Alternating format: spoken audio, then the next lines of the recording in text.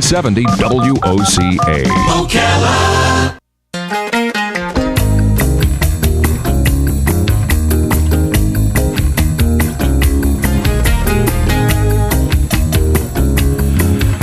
All right, 23 minutes before 11 o'clock. Nice looking Friday morning. Hope you're doing well. And I hope we can hear our guest. I was having a hard time off there, which is very unusual. He's got the same first name as me. I don't use my first name. My name is Lawrence by birth. Everybody knows me as Larry. This is Lawrence Silver on the phone. He's an attorney for Samantha Geimer. And the little audio problem we were having off the air made me neglect to ask if I'm pronouncing Samantha's name correctly. And Lawrence Silver will help us with that in just a moment. Samantha Geimer, if I am saying her name right, is the girl that was involved with Roman Polanski. If you and all of a sudden you know right away who we're talking about, right? And she has written a book about her life. She's written a book about the things that put her name and her, at least her existence, into our consciousnesses, if I said that right. The book is called The Girl, A Life in the Shadow of Roman Polanski, and Lawrence Silver is on the phone to talk about the book. He is an attorney for Samantha. I'm just presuming that she didn't want to do these radio interviews herself. Good morning, Lawrence. I hope I can hear you. Good morning, sir. Good morning, Larry, and how are you? There you go. I can hear you pretty good. Can you hear us okay? I'm doing fine. Okay. Where are you? Where are you calling from?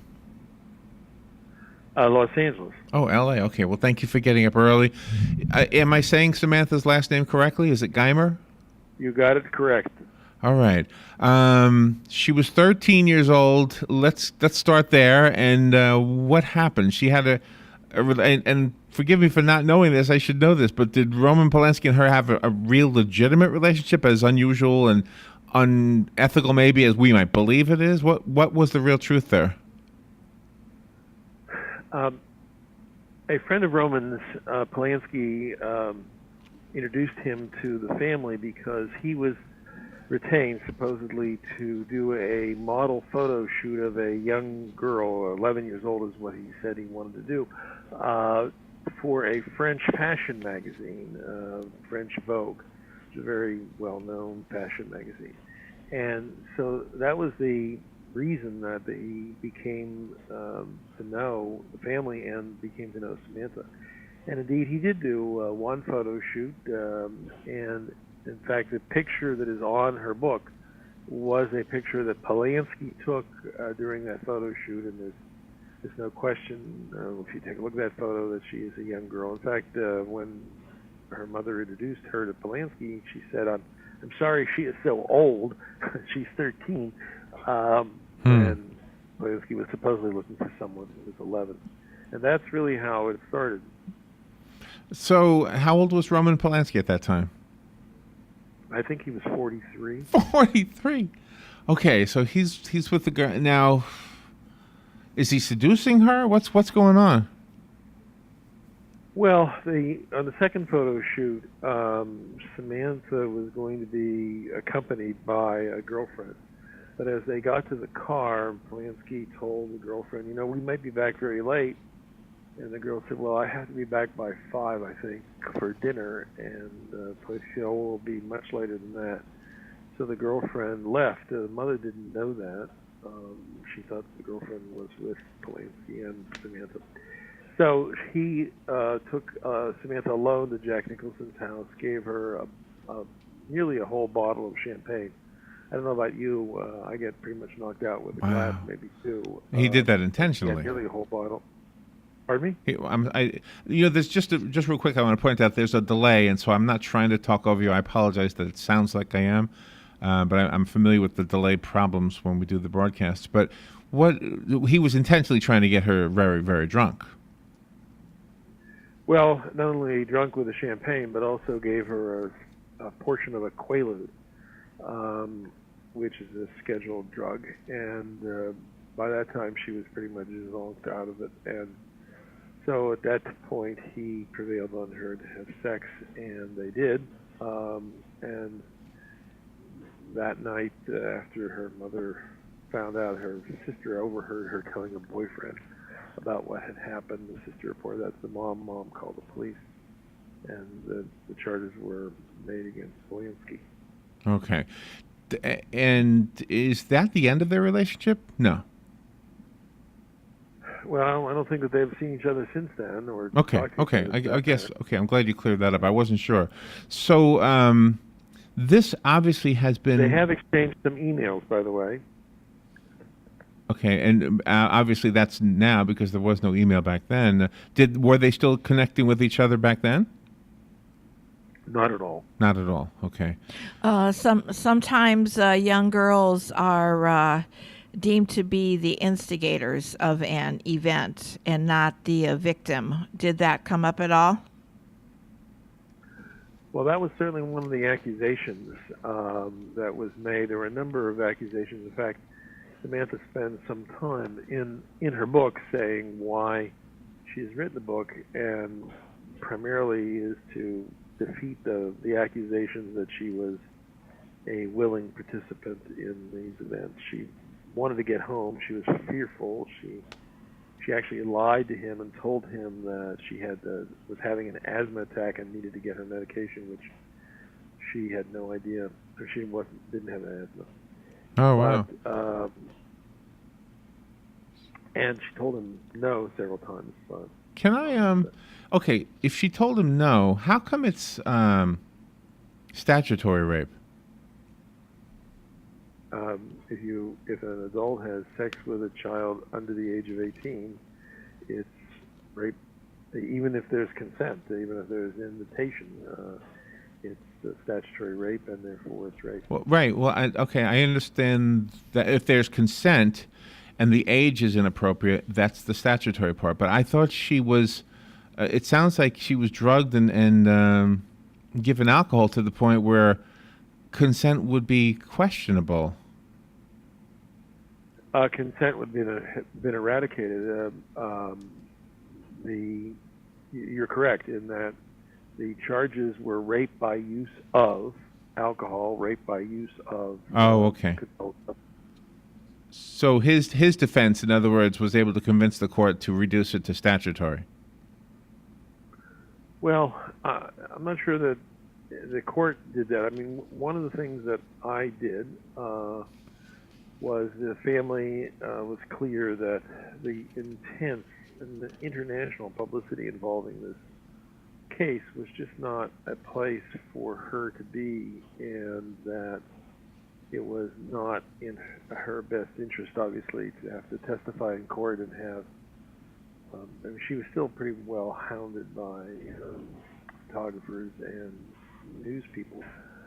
That it was in her best interest that there be a plea bargain, and so I participated in arranging for a plea bargain so that there would not be a trial and that she wouldn't have to suffer that. I gotcha. The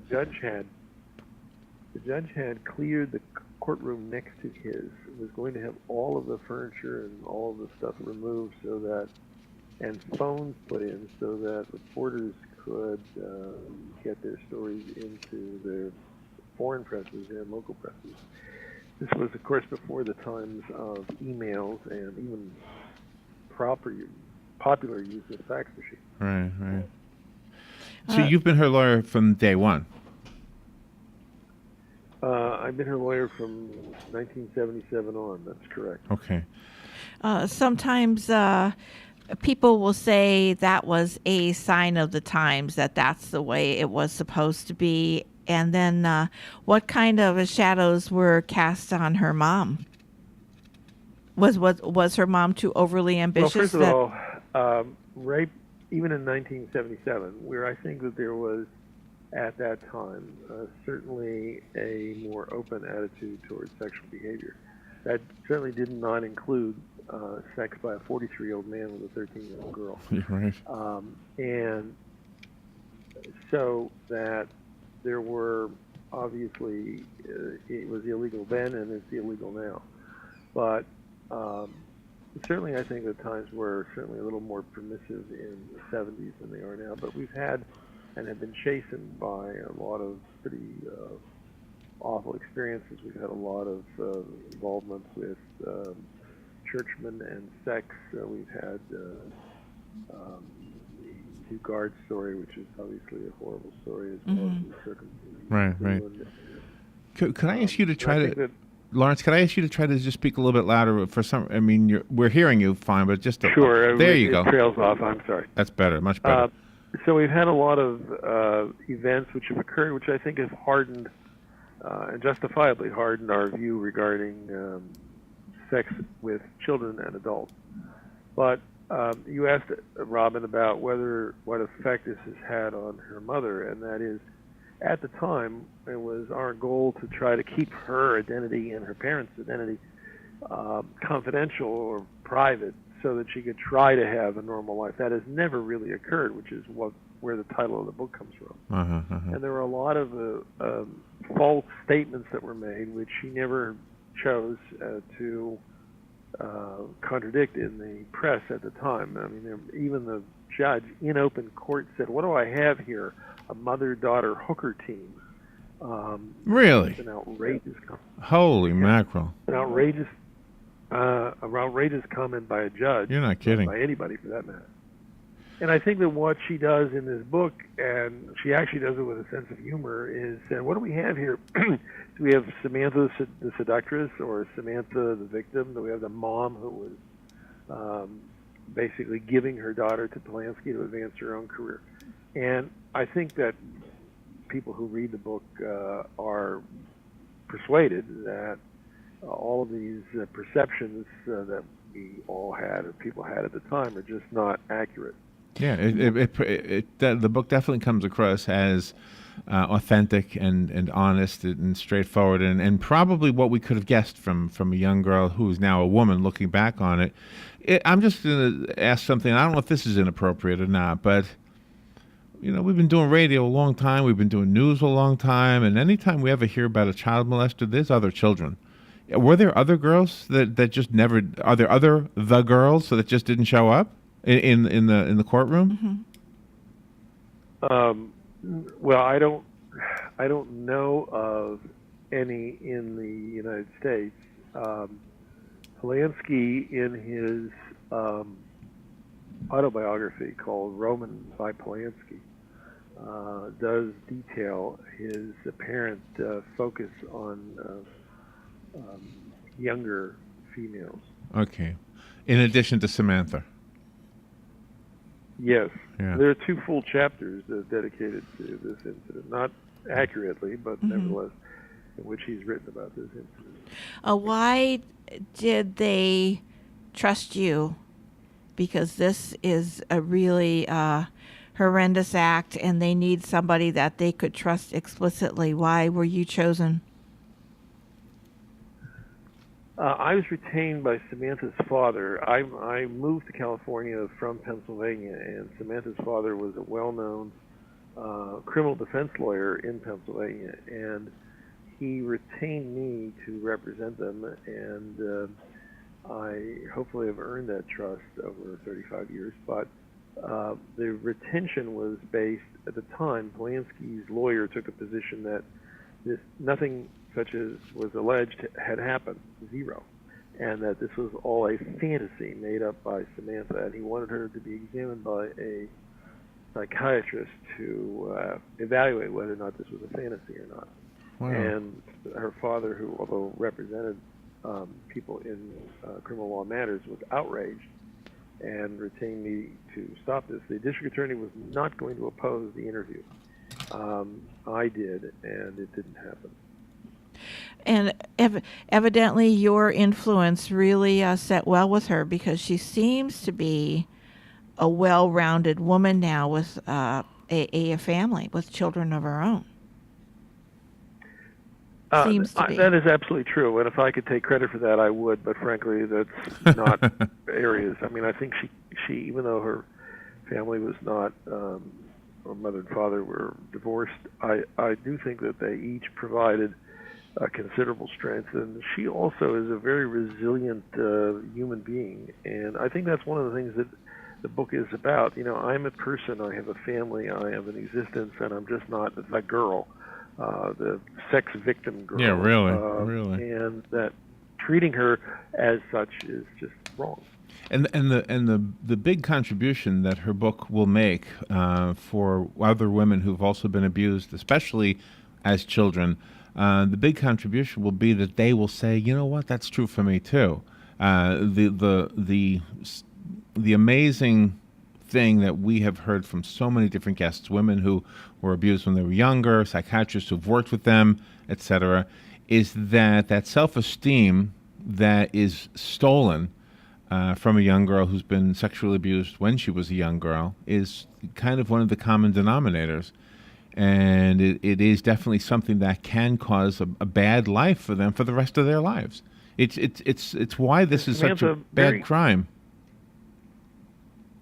Yeah, Samantha, I think, very early on said, well, what you did to me on one evening gave me a really bad day, but you are not going to give me a bad life. Good for her. And I hope the other women who read that say, you know what, that's going to be me too.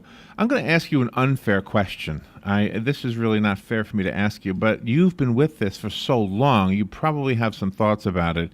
The question is, why, and this is more of a social question, why is it that somebody who is 40, whatever he was, years old, rapes, I know the court papers or whatever say statutory rape, but I mean, seduces with alcohol? I mean, and drugs? That is rape, okay. So he rapes a 13-year-old girl, and here's the social question. Part of our society forgives him, loves him, embraces him. So, I mean, Yeah. There's another part that absolutely abhors what he has done, which I'm in that half. But what is it? What do you think is? I mean, and here's it's unfair to ask you because how would you know? But it boggles my mind that we have anybody who was trying to, especially buy the book that he wrote. Well, for sure. And I guess that there are some folks who are willing to say that if you earn your way out of bad behavior by making some significant contribution, that's okay. That if you cure a disease, or if you are a talented, as he clearly is, a talented, creative movie maker, indeed even an actor. Yeah, but I mean, I don't think anyone has said that because he has done this deed that he's a bad producer. In fact, even Samantha, in an op-ed piece, when there was a whole bunch of activity when he was nominated for an Academy Award that said he should never be nominated, his film should never be nominated for Academy Award, and Right. Samantha wrote an op-ed piece, actually, in which she said, judge the film. That's what's up for the Academy Award. He's not. I mean, judge his film. And indeed, I don't know whether her op-ed piece had any role in it. It stopped the criticism that he should never have been nominated. And to answer your question more directly, there is some sense that you can sort of earn your way out of bad behavior by making some contribution otherwise. That's not the view of the law nor yours. And all due respect to Samantha, I really came to admire her from reading the book, and I will disagree, though, because I wouldn't say the same thing about Charles Manson's guitar playing or Adolf Hitler's artwork. Yeah. Or it's like, who cares? You know, once you've done this, who cares what you do? You've lost any respect for me, so I won't see a movie, I won't buy a book, I won't listen to a music. You know what I mean? Right. I don't know. So there's my disagreement. And I'm not. You asked me. You said it was an unfair question. Yeah, I know. But no, I don't consider it so unfair. You asked me to try to explain. Yeah. So socially, it's not necessarily what I agree with, or what Samantha agrees with, for that I matter. gotcha. Because of the incident when Samantha had her children, was she more attentive as a mom? Did she not? Did she make sure that she involved herself in her children's lives? Because her mother shouldn't have allowed her to go with a girlfriend. Her mom should have been there every step of the way because she was young. I don't know. I think that her three sons she was a single mom for portions of that upbringing, and I don't know how she treated them. There is a somewhat of a difference, frankly, is that she had three boys. And Right. Did Samantha talk to you prior to writing the book about writing a book? Yes. Did you have any reluctance? I did, because for years my goal and job as instructions have been to do whatever reasonably needs to be done to preserve her anonymity. And so now we are taking a 180 degrees reverse position. But as she explains in the book, and as she explained to me, that her kids were now adults. They certainly knew about the details of what had occurred. Her husband certainly was aware of it. That there was no purpose. She was grown up. She was no longer 13 or 14. That there was no purpose in continuing a losing battle to maintain her anonymity, and so she ought to tell her side of the story, because, as she says, there's so much been written about her and the incident, which just isn't true. And so she wanted to set the record straight in the book and tell basically her side of the story. Well, she's very courageous. And I think that has been had a tremendous therapeutic value for her.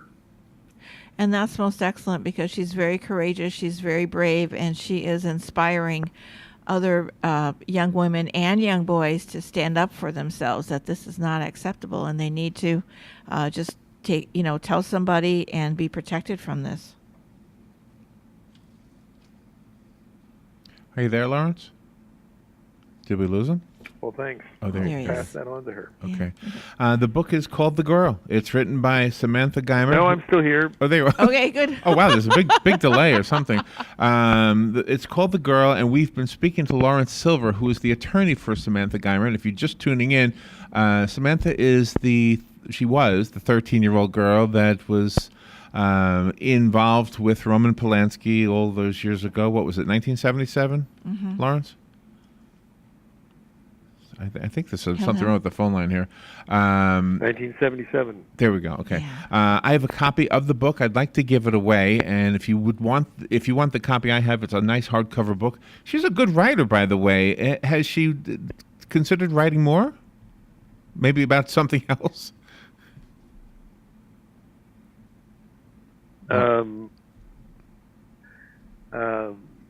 She is a good writer, by the way, and I find the writing style to be fresh and distinguishable from anything else I've ever read.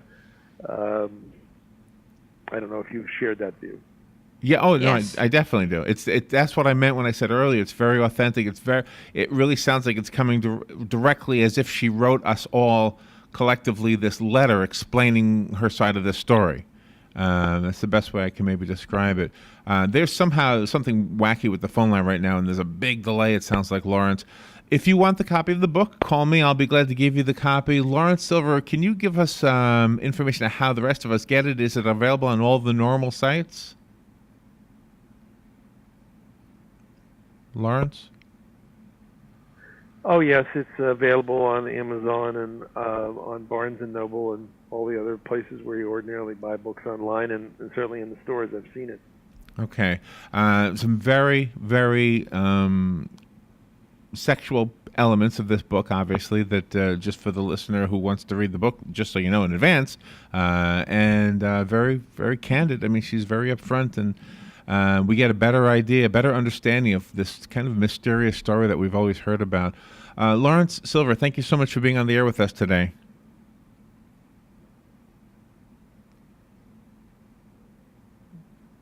Thanks for having me.